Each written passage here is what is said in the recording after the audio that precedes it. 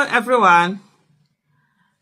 So Kenneth Okonkwo has dissociated himself from Mr. Peter Obi, and he has done a letter.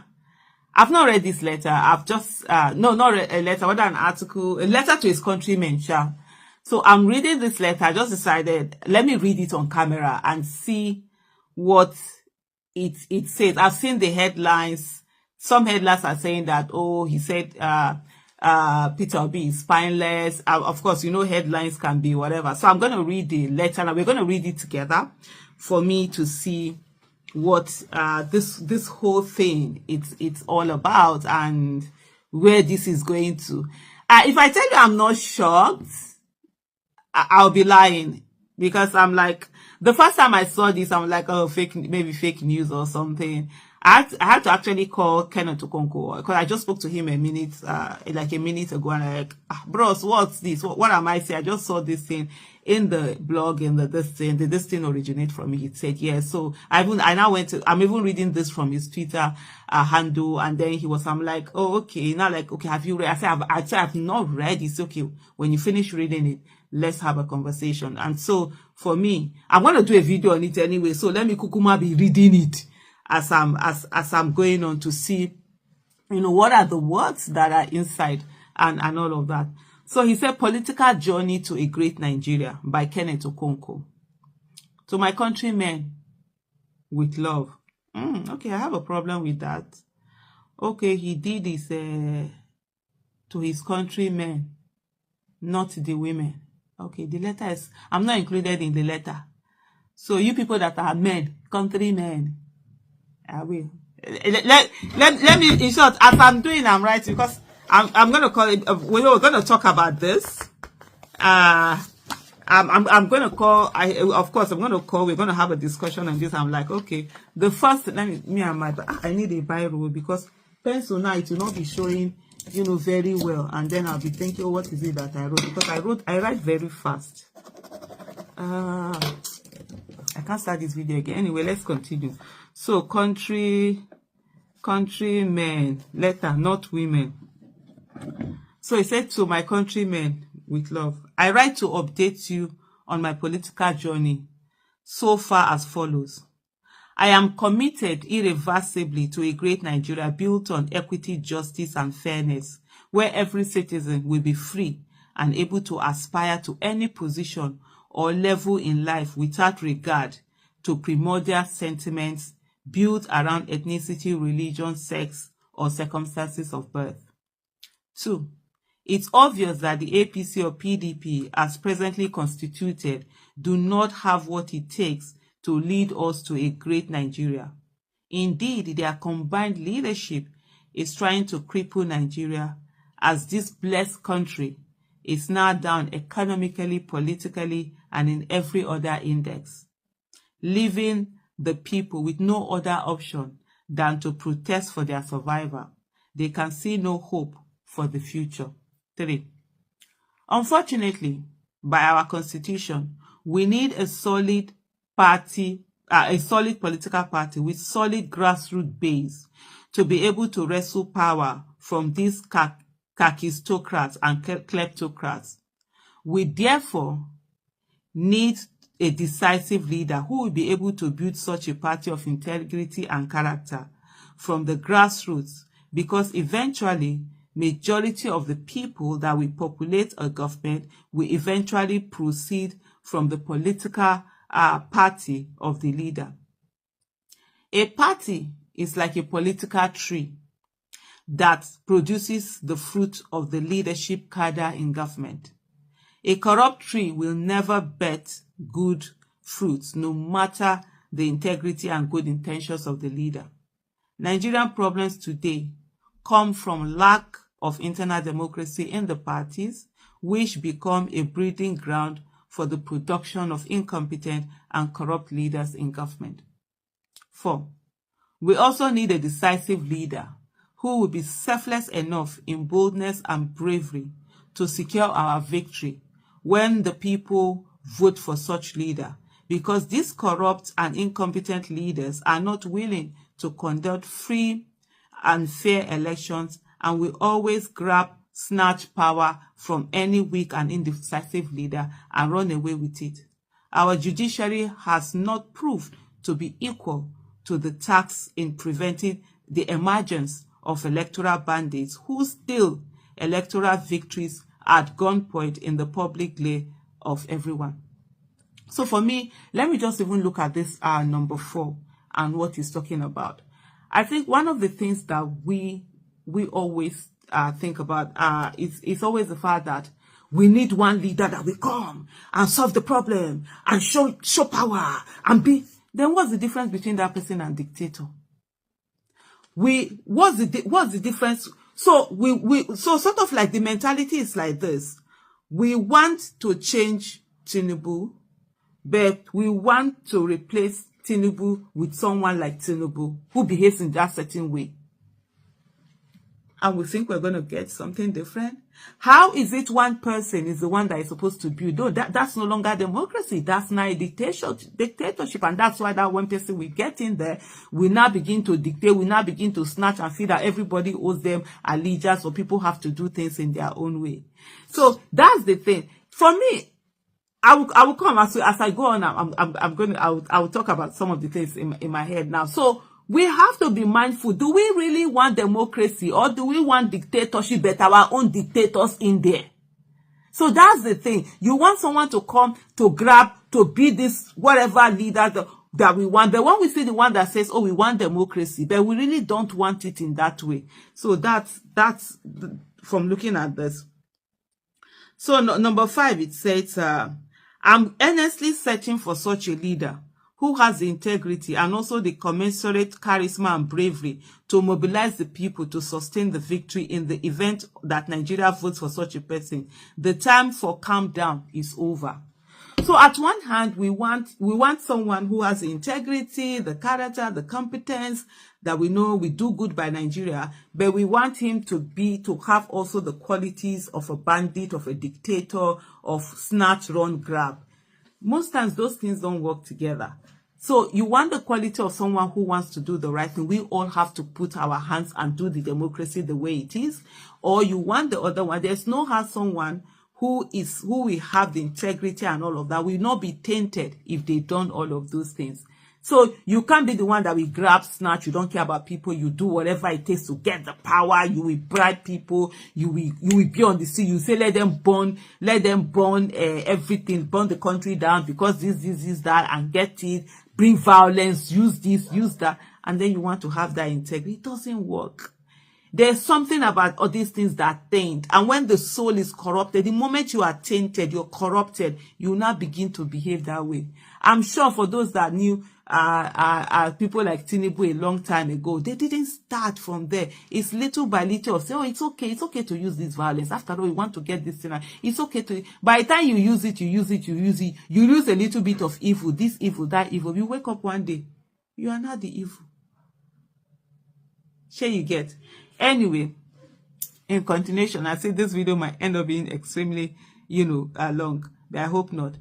Net 6, I recall how we suffered and risked all to liberate Nigeria from the shackles of these kakistocrats and kleptocrats in 2023, only for the victory to be stolen. It is obvious that the judiciary will not give us democracy because of abuse of the judicial process. The people must take their own destiny in their hands. They must be willing to vote the right person as the president. They must be willing to fight to ensure that the person is sworn in as president. However, the person must be willing to be in the forefront of such endeavor. The suffering Nigerians are going through now from the people they didn't vote for, but who snatch power, cannot be allowed to continue. These people will still remain in power come 2027 unless a decisive leader emerges to stop them with the votes of the people. So like I said before, we want someone with competence, character, capacity. Then you want someone with the kind of shenanigans that Tinubu has to be able to go on. For me, I don't think that's the way. That's my own personal opinion anyways. One of the things I look for me, everything that has to do working within the ambit of the law is harder. It's very hard.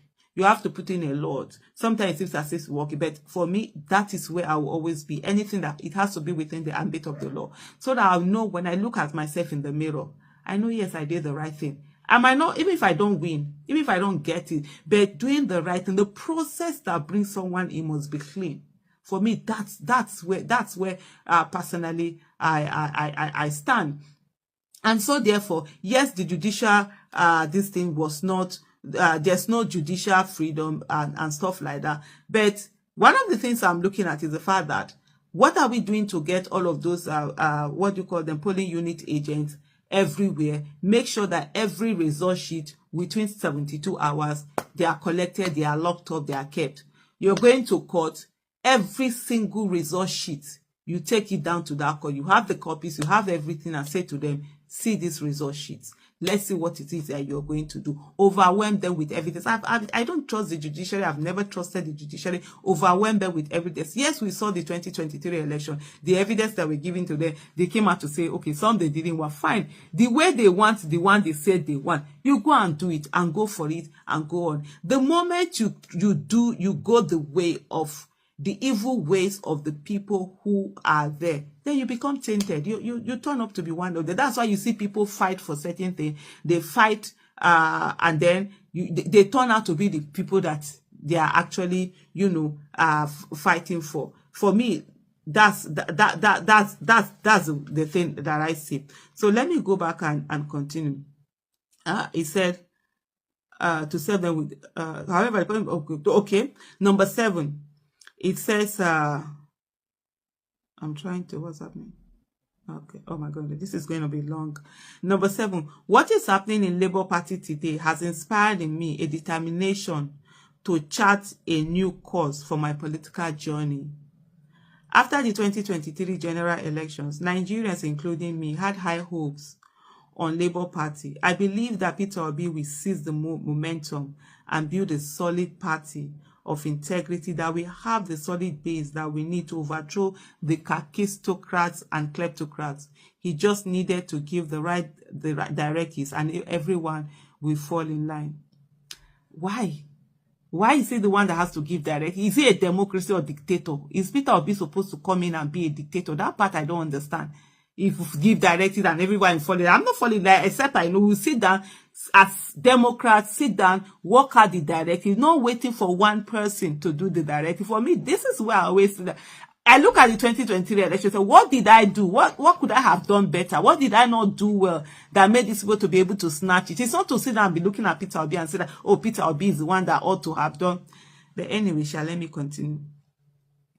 Fall in line. Okay, 8. I received my first shock, he said, when he publicly declared that he didn't promise Nigerians to build a strong Labour Party, but to solve Nigerian problem. I was like, does it mean His Excellency Peter Obi is not aware that without a solid party base, we are heading to nowhere politically? However, I continued in his defense, believing he will still privately bring the needed solution to Labour Party problems to no avail, according to him.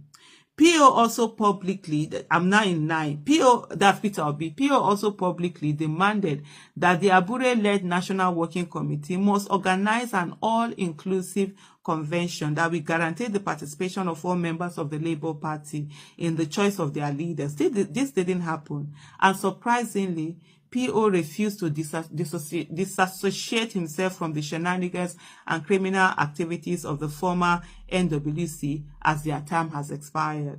Every member of Labour Party is confused today as to the future of Labour Party because of the lack of leadership from PO over the party. And unfortunately, when they look up to me to tell them about PO's standpoint, I sincerely have nothing to tell them because I don't know myself. I cannot continue to speak on behalf of a leader that I do not know how he stands on issues of great importance. I simply don't know how to manipulate. Facts. So let me even stop there and put a bit of explanation of that. I remember, like this conversation, having this kind of conversation with Peter Obi, and like, oh, you need to do this, you need to do that. And then it dawned on me, like, that's when I realized that, okay, we are saying somebody should be a dictator. And then we say we are fighting dictators. Take in the party, take over the party, do this, do that, and do this thing. And I remember the conversation that I had with Peter Obi. We sat down and we was like, look, I'm a member Peter Obi is not a member of NWC. Peter Obi is not a member of, he's not a member of the council. He's a card carrying member. Yes, he was a presidential candidate. And if he had won the, yes, if he had been sworn in, he won the election, he was rigged, that was sworn in as the president of the Federal Republic of Nigeria, he automatically becomes the leader. Because the highest political, this like right now, I think is Alex Oti, because that's the highest office that they have in terms of like governor. And so that's what he is. Even like some issues where he doesn't have vote. Yes, he has that charismatic power as a leader, but he doesn't have constitutional this thing. It's not for him to say, okay, do this. So he has followed and said, do this, work on this, do that. And some of them have not, they don't want to do that. Those are the things that he's working on. But at the same time also, and I think there's so much expectation where we think that one person should come in, solve all the problems. It's a collective thing. All of us are supposed to sit down there and solve all the problems. A collective thing. Then one person, we're waiting for that one person. And then why would he not go in there and thought to be and become something like the Tinubus that we see today? Because that's exactly what we are building the ground for. Is it a democracy? A democracy should be. Because sometimes people are like, okay, you have the money, use money. Because that's what a lot of these people do. They go into parties, they buy up the party, they use the party money. Just like what we saw Wike did with PDP, using all of that money that he used to now bamboozle everybody, take control of the party, hijack it. If we bring it to a Labour Party, if Peter Obi begins to do that, then what's the difference between Peter Obi and all these other people? Anyway, let me continue. So number 10, he said, I'm shocked that PO could not openly support the noble efforts of the Labour Union, who founded the Labour Party as a base to fight for the welfare of workers, to the extent that some of them are openly saying that PO is not the problem of Labour Party. The Labour unions now have the unfortunate situation where they are fighting criminals who want to hijack their party, when an ordinary statement from PO would have brought the solution. I cannot continue with this ambivalence forever. Lawyers now, they like big word. One of the things for me, I would say here, is the fact that, in the Nigerian way, everything is about strategy and you have to be focused. There was a deliberate effort to get Peter Obi embroiled in political party affairs so that he will be there solving problems, all sorts of shenanigans coming on, and he will not focus on national issues. So there, you could see there was a deliberate manipulation, which was get him involved, put wahala, put whatever in that party. Let him be running skelter, trying to solve it. Let him be focused only on that and not focus on also the national issues that were happening, and you get him engaged.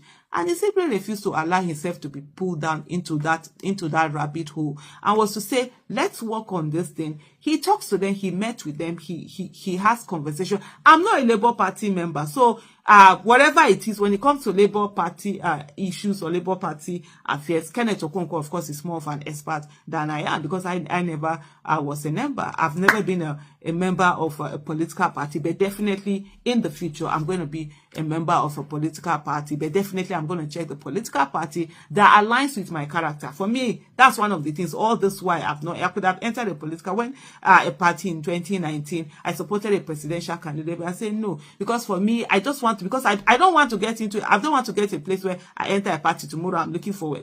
If I enter a party, I die there. If I come out for that party, I'll go sit down, not do party anything. So I'm very, that's part of the reason why I play. So I really don't have, but I do know one of the things, and we all sat down, have this that discussion. One of the things that was being put on, which is done a lot of time, we've seen it happen again and again. They put problem in your political party, and you're so involved in all of those things that you're doing, and then you don't have time to actually focus on national issues the way Peter Obi has really, focused on national issues and brought out issues and be there and stood for the people of Nigeria.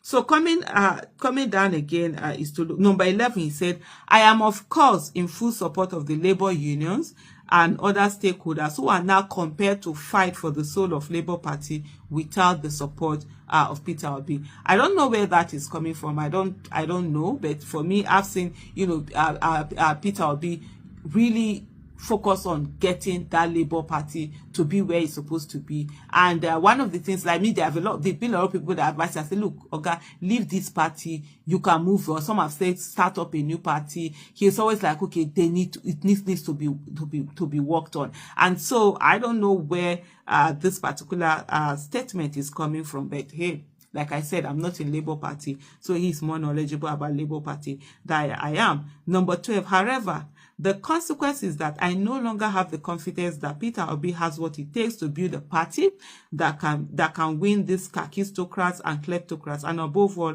he has proved that even if the people vote for him, he doesn't have what it takes to secure the mandate. I don't intend to embark on such campaign as we did in 2023, projecting a person who cannot sustain the victory if he wins.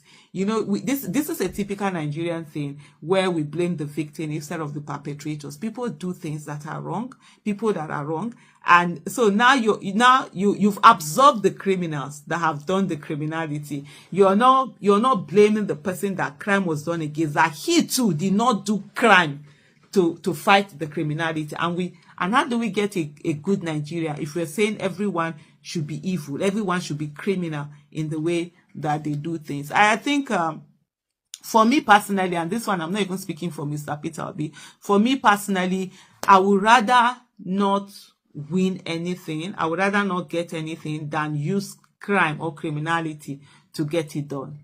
Even in my business, I've lost a lot of businesses that would have made me money. I rather said, no, I'm not going to do it. I move on. Even though I end up losing money, I would rather lose money than say I use criminality. And that's why for me personally, I'm able to speak today the way I do. That's why Peter Obi, he can talk on all issues. He can take on anyone. Nobody is coming out to say, oh, this is why you did this. They've tried all the propaganda. It hasn't worked for them because he has kept himself clean in terms of the process. And remember what Mr. Peter Obi said when he said that the process that brings you in, for you to be called excellency, the process that brings you in must be excellent. So you can't go and embark on criminality just because you want to win it by force. And Mr. Peter Obi has always said that he's not desperate to be the president of Nigeria. He's not desperate to win the election. But he's desperate for Nigeria to work. That's the key difference. We are looking for people who are desperate. We want to have a Mr. Peter Obi be desperate to be president and do everything, even when it involves killing people, bribing INEC, destroying judiciary, everything just to get there. Nah. Then what would that be? It will be one of same old kind of people. That's when everybody will now have skeletons in your cupboard. Everybody will now be coming and holding on to one thing and doing one thing or the other. But hey, okay, so number 13, he said, it's in this regard that I've decided to continue my political journey into the great Nigeria of our vision without Peter Obi. I'm always 100% loyal to a leader whenever I am, okay, the next page, whenever I'm working or following the leader.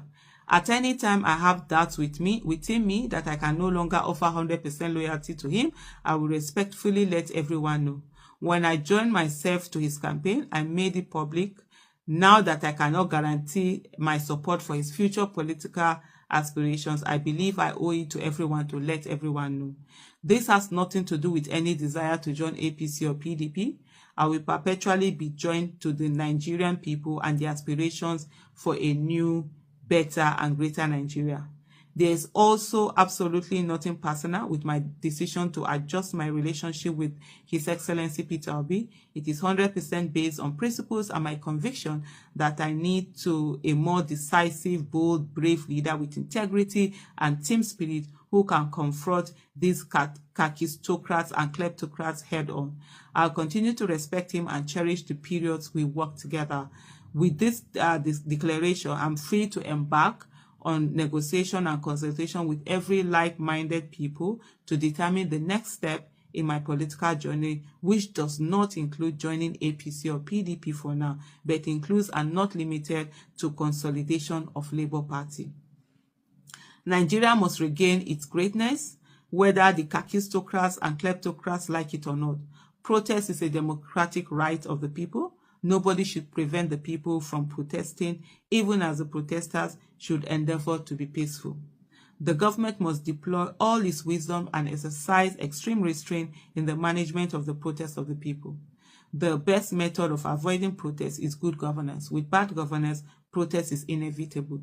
Long live the Federal Republic of Nigeria. So that's the statement. Like I said, I needed to read that statement because some of the headlines, the words they were using in the headlines, of course, I didn't find them in this statement that he did, but you saw the overall for him. Kenneth Okonkwo feels that Peter Obi is not the kind of leader that is going to do everything to be president, but rather everything to make Nigeria work. So there's a difference. So he feels at this moment, and everyone must always respect everyone's choices to be able to do this. So yes, I've read it now. We've read it together. So I'm gonna go ahead and we'll continue our conversation. Thank you so much for watching. What? That's politics for you. So let me ask you, for me, I'm with Mr. Peter Obi, 100%. What about you?